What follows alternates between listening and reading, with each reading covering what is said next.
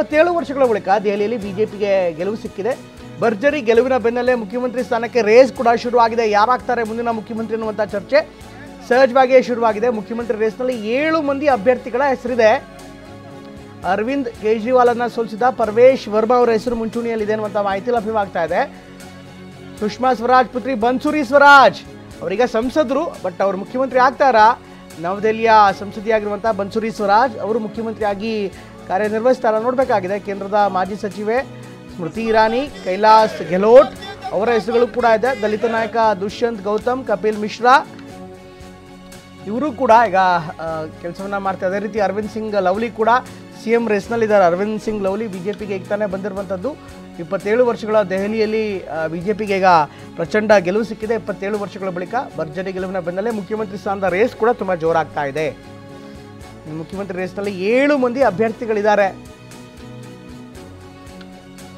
ಅರವಿಂದ್ ಕೇಜ್ರಿವಾಲ್ ಸೋಲಿಸಿರುವಂಥ ಪರ್ವೇಶ್ ವರ್ಮಾ ಈಗ ಮುಂಚೂಣಿಯಲ್ಲಿದ್ದಾರೆ ಅಂತ ಹೇಳಲಾಗ್ತದೆ. ಇದ್ರ ಜೊತೆಗೆ ಸುಷ್ಮಾ ಸ್ವರಾಜ್ ಪುತ್ರಿ ಬನ್ಸುರಿ ಸ್ವರಾಜ್ ಬಗ್ಗೆ ಇನ್ನಷ್ಟು ವಿವರಗಳು ಬರ್ತಾ ಇದೆ. ಅವರಿಗೆ ಹಾಲಿ ಸಂಸದರು ಆದರೂ ಕೂಡ ಅವರು ಮುಖ್ಯಮಂತ್ರಿ ರೇಸ್ಗೆ ಎಂಟ್ರಿ ಕೊಟ್ಟಿರುವಂಥದ್ದು ಸಹಜವಾಗಿ ಒಂದು ಅಚ್ಚರಿ. ಇದರ ಜೊತೆಗೇ ಸ್ಮೃತಿ ಇರಾನಿ ಮಾಜಿ ಸಚಿವೆ ಏನಿದ್ದಾರೆ ಅವರ ಹೆಸರು ಕೂಡ ಕೇಳಿಬರ್ತಾ ಇದೆ. ಅವರನ್ನು ಕೂಡ ದೆಹಲಿಯಲ್ಲಿ ಈ ಒಂದು ಮುಖ್ಯಮಂತ್ರಿ ರೇಸ್ಗೆ ಬಿಟ್ಟರು ಕೂಡ ಅಚ್ಚರಿ ಇಲ್ಲ.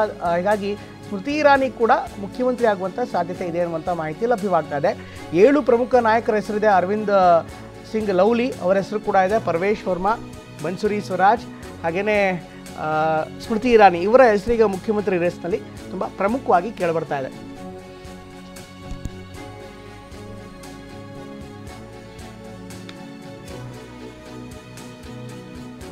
ರೈಟ್, ಈ ಬಗ್ಗೆ ಇನ್ನಷ್ಟು ವಿವರವನ್ನು ಕೊಡ್ತಾರೆ ನಮ್ಮ ಪ್ರತಿನಿಧಿ ದೆಹಲಿಯಿಂದ ಜಾಯ್ನ್ ಆಗ್ತಿರೋ ಹರೀಶ್ ಇನ್ನಷ್ಟು ವಿವರವನ್ನು ಪಡೆಯೋಣ. ಪ್ರಮುಖವಾಗಿ ಕೆಲವೊಂದಿಷ್ಟು ಹೊಸ ಹೆಸರುಗಳು ಬರ್ತಾ ಇದೆ ಹರೀಶ್, ಯಾಕೆಂದರೆ ಚುನಾವಣೆ ಗೆದ್ದವರು ಒಂದು ಕಡೆಗೆ ಆದರೆ ಪಕ್ಷದ ಪ್ರಮುಖ ನಾಯಕರು ಒಂದು ಕಡೆಗೆ. ಈಗ ಸುಷ್ಮಾ ಸ್ವರಾಜ್ ಅವರ ಪುತ್ರಿ ಬನ್ಸುರಿ ಸ್ವರಾಜ್ ಅವರ ಹೆಸರು ಕೇಳಿಬರ್ತಾ ಇರುವಂಥದ್ದು ಇರ್ಬೋದು. ಅದೇ ರೀತಿ ಸ್ಮೃತಿ ಇರಾನಿ ಹೆಸರು ಕೇಳಿಬರ್ತಾ ಇರುವಂಥದ್ದು ಹರೀಶ್. ಇದನ್ನು ಪಕ್ಷ ಯಾವ ರೀತಿ ಪರಿಗಣಿಸುತ್ತೆ ಅಂದರೆ, ಯಾಕಂದರೆ BJP ಬಗ್ಗೆ ಹೇಳಿದರೆ BJP ಯಾವತ್ತೂ ಕೂಡ ಸರ್ಪ್ರೈಸ್ಗಳನ್ನು ಕೊಟ್ಟಿದೆ. ಅನೇಕ ಹೆಸರುಗಳು ಏನು ಚರ್ಚೆಯಲ್ಲಿರುತ್ತೆ, ಚರ್ಚೆಯಲ್ಲಿರುವಂಥ ಹೆಸರನ್ನ ಬಿಟ್ಟು ಇನ್ನಿತರ ಹೆಸರುಗಳನ್ನು ಅವರು ಪಿಚ್ ಮಾಡಿರುವಂಥ ಅನೇಕ ಉದಾಹರಣೆಗಳು ಕೂಡ ಇದೆ. ಹೀಗಾಗಿ ಈಗ ದೆಹಲಿಯಲ್ಲಿ ಯಾವ್ದಾದ್ರು ಸರ್ಪ್ರೈಸ್ಗಳನ್ನು ನಾವು ನಿರೀಕ್ಷೆ ಮಾಡೋದಕ್ಕೆ ಆಗತ್ತಾ?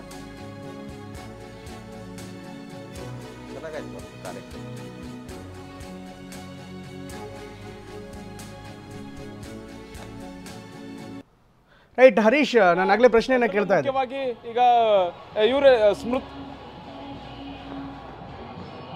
ಮುಂದುವರಿಸಿ ಹರೀಶ್. ಎಸ್, ಹೌದು, ಸ್ಮೃತಿ ಇರಾನಿ ಅವರ ಹೆಸರಾಗಿರ್ಬೋದು, ಬನ್ಸುರಿ ಸ್ವರಾಜ್ ಅವರ ಹೆಸರಾಗಿರ್ಬೋದು, ಇವು ಸಾಧ್ಯತೆಗಳು ತೀರಾ ಕಡಿಮೆ ಇದೆ. ಯಾಕೆಂದರೆ ಸ್ಮೃತಿ ಇರಾನಿ ಅವರು ಈ ಚುನಾವಣೆಯಲ್ಲಿ ಅಷ್ಟು ಆ್ಯಕ್ಟಿವ್ ಆಗಿರಲಿಲ್ಲ, ಅವರು ಸ್ಪರ್ಧೆಯನ್ನು ಕೂಡ ಮಾಡಿರಲಿಲ್ಲ. ಮತ್ತು ಅವರೊಂದು ಮುಖ್ಯಮಂತ್ರಿಯ ಫೇಸ್ ಅನ್ನೋ ರೀತಿಯಲ್ಲೂ ಕೂಡ ದೆಹಲಿಯಲ್ಲಿ ಬಿಂಬಿತ ಆಗಿರಲಿಲ್ಲ. ಇನ್ನು ಮುಖ್ಯವಾಗಿ ಬೇರೆ ಬೇರೆ ಹೆಸರುಗಳನ್ನು ಕೂಡ ನೋಡ್ಬೋದು ನಾವು. ಇತ್ತೀಚೆಗೆ ಆಮ್ ಆದ್ಮಿ ಪಕ್ಷದಿಂದ ಬಂದಿರತಕ್ಕಂತಹ ಕೈಲಾಶ್ ಗೆಹ್ಲೋಟ್ ಅವರ ಹೆಸರು ಕೂಡ ಮುಂಚೂಣಿಯಲ್ಲಿದೆ. ಅರವಿಂದ್ ಸಿಂಗ್ ಲವ್ಲಿ ಸಿಖ್ ನಾಯಕ, ಇವರು ಕಾಂಗ್ರೆಸ್ಸನ್ನು ತೊರೆದು ಲೋಕಸಭಾ ಚುನಾವಣೆಗೂ ಮುಂಚೆ ಕಾಂಗ್ರೆಸ್ಸನ್ನು ತೊರೆದು BJPಯನ್ನು ಸೇರಿದರು. ಅವರು ಕೂಡ ಈಗ ಗೆಲುವನ್ನು ಸಾಧಿಸಿರುವಂತಹದ್ದು. ಮತ್ತು ವಿಜೇಂದ್ರ ಗುಪ್ತಾ ಇವರ ಹೆಸರು ಕೂಡ ಇದೆ. ಇನ್ನು ಪ್ರಮುಖವಾಗಿ ಕಪಿಲ್ ಮಿಶ್ರಾ ಅವರ ಕೂಡ ಹೆಸರು ಇದೆ. ಕಪಿಲ್ ಮಿಶ್ರಾ ಅವರು ಕರಾವಲ್ ನಗರ ಕ್ಷೇತ್ರದಿಂದ ಗೆಲುವನ್ನು ಸಾಧಿಸಿದ್ದಾರೆ. ಅತ್ಯಂತ ಹೆಚ್ಚು ಮುಸ್ಲಿಂ ಓಟ್ಗಳು ಇರ್ತಕ್ಕಂಥ ಕರಾವಲ್ ನಗರ ಕ್ಷೇತ್ರದಲ್ಲೂ ಕೂಡ ಅತ್ಯಧಿಕ ಹೆಚ್ಚು ಮತಗಳನ್ನು ಪಡೆಯುವ ಮೂಲಕ ಕಪಿಲ್ ಮಿಶ್ರಾ ಅವರು ಗೆಲುವನ್ನು ಸಾಧಿಸಿರುವಂಥದ್ದು. ಇವರ ಹೆಸರು ಕೂಡ ಮುಂಚೂಣಿಯಲ್ಲಿ ಇದೆ. ಇನ್ನು ಸಹಜವಾಗಿ ನವದೆಹಲಿ ಕ್ಷೇತ್ರದಿಂದ ಗೆಲುವನ್ನು ಸಾಧಿಸಿರುವಂಥ, ಅದರಲ್ಲೂ ಆಮ್ ಆದ್ಮಿ ಪಕ್ಷದ ಅಗ್ರಗಣ್ಯ ನಾಯಕ ಕೇಜ್ರಿವಾಲ್ ಅವರನ್ನ ಸೋಲಿಸಿರ್ತಕ್ಕಂತಹ ಪರ್ವೇಶ್ ವರ್ಮಾ ಅವರ ಹೆಸರು ಕೂಡ ಮುಂಚೂಣಿಯಲ್ಲಿದೆ. ಹೀಗೆ 4-5 ಹೆಸರುಗಳು ದೆಹಲಿ ಮುಖ್ಯಮಂತ್ರಿ ಸ್ಥಾನದ ರೇಸ್ನಲ್ಲಿ ಚರ್ಚೆಗೆ ಬರ್ತಾ ಇವೆ. ಅಂತಿಮವಾಗಿ ಹೈಕಮಾಂಡ್ BJP ಹೈಕಮಾಂಡ್ ಯಾವ ರೀತಿಯಾದಂತಹ ನಿರ್ಧಾರ ತೆಗೆದುಕೊಳ್ಳುತ್ತೆ ಅನ್ನುವಂಥದ್ದು ಭಾಳಷ್ಟು ಕುತೂಹಲನ ಕೆರಳಿಸಿರ್ತಕ್ಕಂಥದ್ದು. ಮತ್ತು BJP ಹೈಕಮಾಂಡ್ ಸಾಮಾನ್ಯವಾಗಿ ಏನು ಚರ್ಚೆ ಆಗುವಂತಹ ಹೆಸರುಗಳನ್ನು ಬಿಟ್ಟು ಹೊಸ ಹೆಸರುಗಳನ್ನು ಕೂಡ ತರುವಂತಹ ಸಾಧ್ಯತೆ ಇದೆ. ಇಲ್ಲಿ ದೆಹಲಿ ಅಂತಂದ ಮಟ್ಟಿಗೆ ಇಲ್ಲಿ ಮೋದಿಯೇ ಒಂದು ಮುಖ, ಮೋದಿಯ ನೇತೃತ್ವದಲ್ಲೇ ಎಲ್ಲವೂ ಕೂಡ ಇಲ್ಲಿ ನಡೀತಾ ಇರುತ್ತೆ. ಇಂಥ ಸಂದರ್ಭದಲ್ಲಿ ಹೊಸ ಮುಖವನ್ನು ಕೂಡ ಆಯ್ಕೆ ಮಾಡುವಂತಹ ಸಾಧ್ಯತೆ ಇರುತ್ತೆ. ಒಂದು ಹೊಸ ನಾಯಕತ್ವವನ್ನು ಕೂಡ ದೆಹಲಿಗೆ ಕೊಡುವಂತಹ ಸಾಧ್ಯತೆ ಇರುತ್ತೆ. ಹೀಗೆ ಎಲ್ಲ ರೀತಿಯಾಗೂ ಕೂಡ BJP ಯೋಚನೆಯನ್ನು ಮಾಡ್ತಾ ಇದೆ. ಈಗ ಮುಖ್ಯವಾಗಿ ಅರವಿಂದ್ ಕೇಜ್ರಿವಾಲ್ ಅವರನ್ನ ಸೋಲಿಸಿರ್ತಕ್ಕಂತಹ ಪರ್ವೇಶ್ ವರ್ಮಾ ಏನಿದ್ದಾರೆ ಇವರ ಹೆಸರು ಈಗ ಮುಂಚೂಣಿಯಲ್ಲಿದೆ. ಅರವಿಂದ್ ಸಿಂಗ್ ಲವ್ಲಿ ಅವರ ಹೆಸರು ಕೂಡ ಇದೆ. ಕೈಲಾಶ್ ಗೆಹ್ಲೋಟ್ ಅವರ ಹೆಸರು ಕೂಡ ಇದೆ. ಒಂದು ವೇಳೆ ರಮೇಶ್ ಬಿದೂರಿ ಅವರು ಕಾಲ್ಕಾಜಿ ಕ್ಷೇತ್ರದಿಂದ ಗೆದ್ದಿದ್ರೆ ಅವರ ಹೆಸರು ಕೂಡ ಹೆಚ್ಚಿನ ಚರ್ಚೆಗೆ ಬರ್ತಾ ಇತ್ತು. ಯಾಕಂತಂದರೆ ಚುನಾವಣೆಗೂ ಮುಂಚೆ ರಮೇಶ್ ಬಿದೂರಿ ಅವರ ಹೆಸರು ಭಾಳಷ್ಟು ಚರ್ಚೆಯಲ್ಲಿತ್ತು. ಮುಖ್ಯವಾಗಿ ಚುನಾವಣೆ ಘೋಷಣೆ ಆಗೋ ಮುಂಚೆ ಸ್ಮೃತಿ ಇರಾನಿ ಅವರು ದೆಹಲಿಗೆ ಬರ್ತಾರೆ. ದೆಹಲಿಯ ಯಾವುದಾದ್ರೂ ಒಂದು ಕ್ಷೇತ್ರದಲ್ಲಿ ಅವರು ಸ್ಪರ್ಧೆ ಮಾಡ್ತಾರೆ, ಅವರೇ ಮುಖ್ಯಮಂತ್ರಿ ಫೇಸ್ ಆಗ್ತಾರೆ, ಅವರೇ ಮುಖ್ಯಮಂತ್ರಿ ಆಗ್ತಾರೆ ಅನ್ನುವಂತಹ ಎಲ್ಲ ಚರ್ಚೆಗಳು ನಡೀತಾ ಇತ್ತು. ಆದರೆ ಸ್ಮೃತಿ ಇರಾನಿ ಅವರು ಸ್ಪರ್ಧೆಯನ್ನು ಮಾಡಲಿಲ್ಲ ಮತ್ತು ಹೆಚ್ಚಿನ ಕ್ಷೇತ್ರಗಳವರು ಪ್ರಚಾರವನ್ನು ಕೂಡ ಮಾಡಲಿಲ್ಲ.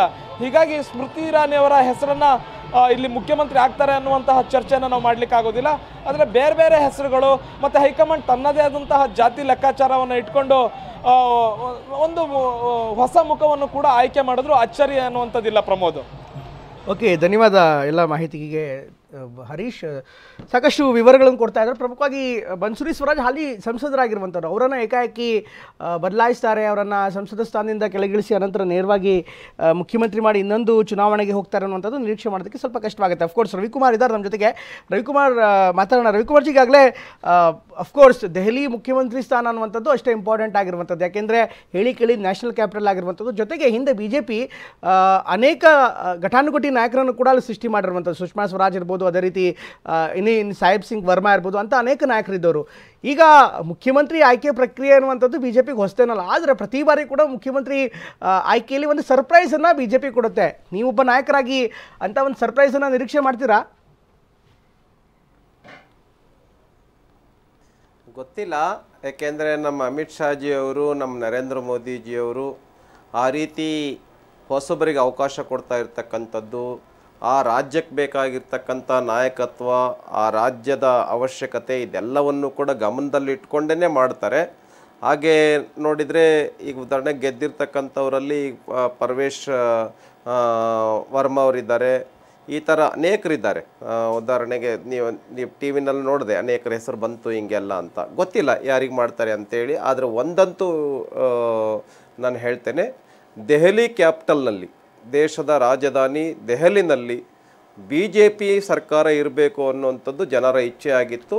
ಮತ್ತು ನರೇಂದ್ರ ಮೋದಿಜಿ, ಅಮಿತ್ ಶಾರವರು ಏನು ಈ ದೇಶದ ಬಹುಜನರಿಗೆ ಖುಷಿ ಆಗ್ತಕ್ಕಂಥ, ಆನಂದ ಆಗ್ತಾ ಇರ್ತಕ್ಕಂಥ, ಅಭಿವೃದ್ಧಿಯನ್ನು ಮಾಡ್ತಕ್ಕಂಥ ಸರ್ಕಾರ BJP ಸರ್ಕಾರ, NDA ಸರ್ಕಾರ ಅನ್ನುವಂಥದ್ದು ಏನಿದೆ, ಇದನ್ನು ಜನ ಕೈ ಹಿಡಿದಿದ್ದಾರೆ ಅಂತೇಳಿ ಹೇಳೋದಕ್ಕೆ ಬಯಸ್ತೇನೆ. ಏನು ಹಗಲಲ್ಲ, ಸಮಯ ಸಿಕ್ಕಾಗಲ್ಲ ಏನು ರಾಹುಲ್ ಗಾಂಧಿ ಅವರು ತಮ್ಮದೇ ಆಗಿರುವಂಥ ಸಂವಿಧಾನ ಇಟ್ಕೊಂಡು ತೋರಿಸ್ಬಿಟ್ಟು ಜನ ನಮ್ಮ ಕಡೆ ಇದ್ದಾರೆ ಅಂತ ತೋರಿಸ್ತಾ ಇದ್ದರು. ಜನ ರಾಹುಲ್ ಗಾಂಧಿಯವರ ಜೊತೆ ಅವ್ರ ಸಂವಿಧಾನದ ಜೊತೆನಲ್ಲಿಲ್ಲ, ಅಂಬೇಡ್ಕರ್ ಸಂವಿಧಾನದ ಜೊತೆನಲ್ಲಿ ಇದ್ದಾರೆ ಜನ ಅನ್ನುವಂಥದ್ದನ್ನು ಇದು ಅಂಬೇಡ್ಕರ್ ಸಂವಿಧಾನಕ್ಕೆ ಸಿಕ್ಕಿರ್ತಕ್ಕಂಥ ಜಯ ಇದು. ನರೇಂದ್ರ ಮೋದಿ ಆಡಳಿತಕ್ಕೆ ಸಿಕ್ಕಿರ್ತಕ್ಕಂಥ ಜಯ ಇದು. ದೆಹಲಿ ಜನರಿಗೆ ಸಿಕ್ಕಿರ್ತಕ್ಕಂಥ ಜಯ ಇದು ಅಂತೇಳಿ ಸಂದರ್ಭದಲ್ಲಿ ನಾನು ಹೇಳೋದಕ್ಕೆ ಬಯಸ್ತೇನೆ. ಮಲ್ಲಿಕಾರ್ಜುನ್ ಖರ್ಗೆ ಅವರು ಏನು ಸ್ಟೇಟ್ಮೆಂಟ್ ಅನ್ನ ಕೊಟ್ಟರು. ಎಸ್ ರವಿಕುಮಾರ್ ಜಿ, ಈಗ ಹೇಳಿ ಸರ್. ಗೆಲುವಿನ ವಿಶ್ಲೇಷಣೆ ಅಥವಾ ಚುನಾವಣಾ ವಿಶ್ಲೇಷಣೆಗಳಲ್ಲಿ ನೀವು ಮೊದಲಿಂದಲೂ ಕೂಡ ನಿಪುಣರು. ಅಂದರೆ BJP ತುಂಬ ಅದ್ರ ಬಗ್ಗೆ ಅನಾಲಿಸಿಸ್ ಮಾಡುತ್ತೆ, ಡೀಪ್ ಸ್ಟಡಿ ಮಾಡುತ್ತೆ. ಈ ಒಂದು ಚುನಾವಣೆ ನೋಡೋದಾದರೆ ಇಲ್ಲಿ ಕಾಂಗ್ರೆಸ್ ಮತ್ತು ಆಮ್ ಆದ್ಮಿ ಪಕ್ಷ ಇಬ್ಬರು ಕೂಡ ಒಂದಾಗಿದ್ದರೆ BJPಗೆ ಬಹುಶಃ ಗೆಲುವು ಕಷ್ಟವಾಗ್ತಿತ್ತೇನೋ ಅನ್ನುವಂಥ ಒಂದು ಲೆಕ್ಕಾಚಾರ ಇದೆ. ಯಾಕಂದರೆ ಈಗ ಗೆದ್ದಂಥ ಘಟಾನುಘಟಿ ನಾಯಕರ ಉದಾಹರಣೆಯನ್ನು ಕೊಡೋದಾದರೆ, ಉದಾಹರಣೆಗೆ ಅರವಿಂದ್ ಕೇಜ್ರಿವಾಲ್ ಇರ್ಬೋದು, ಸಿಸೋಡಿಯಾ ಇರ್ಬೋದು, ಸತ್ಯೇಂದ್ರ ಜೈನ್ ಇರ್ಬೋದು, ಅವರೆಲ್ಲ ಸೋತಿರುವಂಥದ್ದು ಒಂದು 2,000, 1,000 ಈ ಥರ ಒಂದು ವೇಳೆ ಕಾಂಬಿನೇಷನ್ ಆಗಿದ್ದರೆ, ಈಗ ಕಾಂಗ್ರೆಸ್ನವ್ರು ಹೇಳ್ತಾ ಇರುವಂಥದ್ದು ಅಥವಾ ಆಮ್ ಆದ್ಮಿ ಪಕ್ಷದವ್ರು ಹೇಳ್ತಾ ಇರುವಂಥದ್ದು ಒಂದೇ. ಅಫ್ಕೋರ್ಸ್ ನಮ್ಮ ನಾಯಕರ ಈಗೋ ಎಲ್ಲ ಒಂದು ಕಡೆಗೆ ಹರ್ಟ್ ಆಯಿತು, ಪ್ಲೇ ಆಯಿತು, ಅದರಿಂದ BJPಗೆ ಲಾಭವಾಯಿತು ಅಂತ. ಇದನ್ನು ಯಾವ ರೀತಿ ನೋಡ್ತೀರಿ ನೀವು? ಇಲ್ಲ, ಇದಕ್ಕೆ ನನಗೆ ಅವರಿಬ್ಬರು ಒಟ್ಟಾಗಿದ್ದರೆ ಇನ್ನೂ ಸೀಟ್ಗಳು 50 ಮೇಲೆ ಜಾಸ್ತಿ 50ಕ್ಕಿಂತ ಜಾಸ್ತಿ ಆಗ್ತಿತ್ತು ಅಂತ ನನಗೆ ಅನಿಸುತ್ತೆ.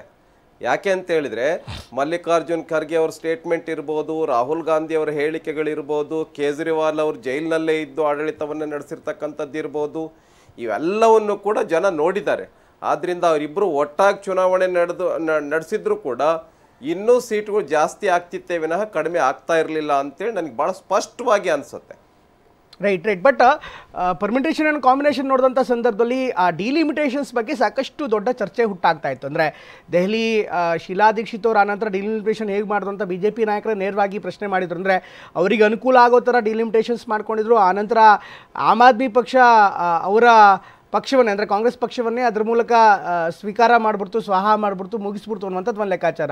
ಈ ಡಿಲಿಮಿಟೇಷನ್ಸ್ ಬಗ್ಗೆ ತಾವೇನು ಹೇಳ್ತೀನಿ? ಅಲ್ಲಿನ ಡೆಮೋಗ್ರಫಿ ಇರ್ಬೋದು, ಲೋಕಸಭೆಯಲ್ಲಿ ಹೇಳುತ್ತೆ, ಅಲ್ಲಿಗೆ ಲೋಕಸಭೆಯಲ್ಲಿ ಇರುವಂಥ ಡಿಲಿಮಿಟೇಷನ್ಸ್ಗಳು ಬೇರೆ, ಆದರೆ ವಿಧಾನಸಭೆಯಲ್ಲಿರುವಂಥ ಕ್ಷೇತ್ರವಾರು ವಿಂಗಡಣೆ ಕೂಡ ಬಿ ಜೆ ಪಿಗೆ ಹಿನ್ನಡೆ ಅನ್ನುವಂಥ ಮಾತುಗಳು ಕೂಡ ಇತ್ತು. ಈಗ ಅದನ್ನು ಮೀರಿ ಬಿ ಜೆ ಪಿ ಗೆದ್ದಿದೆ. ಇದನ್ನು ಯಾವ ರೀತಿ ನೀವು ವಿಶ್ಲೇಷಣೆ ಮಾಡ್ತೀರಿ? ಇದು ಒಂದು ಈ ಡಿಲಿಮಿಟೇಷನ್ ವಿಷಯ ನೀವು ಮಾಡಿದ್ರಿ, ಜನ ತೀರ್ಮಾನ ಮಾಡಿದ್ರು. ಕಾಂಗ್ರೆಸ್ಸಿನ ಆಡಳಿತ ಮತ್ತು ಕೇಜ್ರಿವಾಲ್ ಅವರ ಆಡಳಿತ ಹೆಚ್ಚು ಕಡಿಮೆ ಒಂದೇ ಥರದ್ದು ಅನ್ನುವಂಥದ್ದು ಜನ ತೀರ್ಮಾನ ಮಾಡಿದ್ರು. ಆದ್ರಿಂದ ಡಿಲಿಮಿಟೇಷನ್ನಿನ ಈ ವಿಷಯ ಇದ್ದಾಗ್ಯೂ ಕೂಡ ಜನ ತೀರ್ಮಾನ ಮಾಡಿ ಹೆಚ್ಚು ಸೀಟ್ಗಳನ್ನು ಕೊಟ್ಟಿದ್ದಾರೆ. 46 ಸೀಟ್ ಇದೆ, 47 ಸೀಟ್ ಇದೆ. ಈಗ ಇದು ನೋಡೋಣ ಮುಂದೆ ಏನಾಗುತ್ತೆ ಅಂಥೇಳಿ. ಈವನ್ ಆ ವಿಷಯ ಬಂದಿದ್ರೂ ಕೂಡ ನಮ್ಮದು ಹೆಚ್ಚಿಗೆ ಸೀಟ್ಗಳು ಬರ್ತಾ ಇತ್ತು. ಮತ್ತು Delhi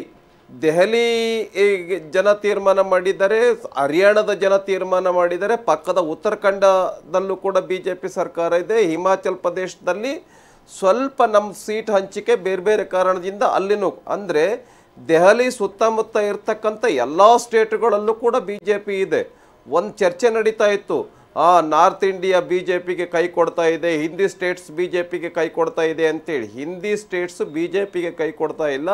Hindi states even SC/ST ಹೀಗಾಗಿ 47 ಸೀಟ್ ಏನು BJP ಮುಂದೆ ತೋರಿಸ್ತಾ ಇದೆ, SC/STಗಳಲ್ಲಿ ಎಸ್ ಸಿ ಸೀಟ್ಗಳು ಕೂಡ SC/ST ಸೀಟ್ಗಳು ಕೂಡ ಜಾಸ್ತಿ ಇದೆ ಅನ್ನುವಂಥದ್ದು ನಮಗೆ ಇದರಿಂದ ಗೊತ್ತಾಗ್ತಾ ಇದೆ. ಹತ್ತತ್ರ 9 ಸೀಟ್ಗಳಿಗಿಂತ ಹೆಚ್ಚು ಸೀಟು SC/ST ಗೆದ್ದಿದ್ದಾರೆ ಅನ್ನುವಂಥದ್ದು ನಮಗೆ ಈಗ ಗೊತ್ತಾಗ್ತಾ ಇದೆ.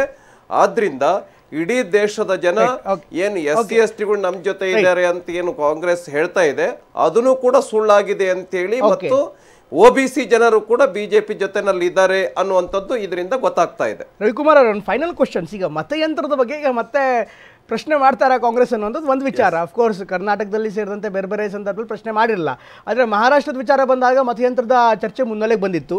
ಈಗ ಮತ್ತೆ ಅದೇ ವಿಚಾರಕ್ಕೆ ಬರುತ್ತೆ ಅಂತ ಅನ್ಸುತ್ತಾ ನಿಮಗೆ?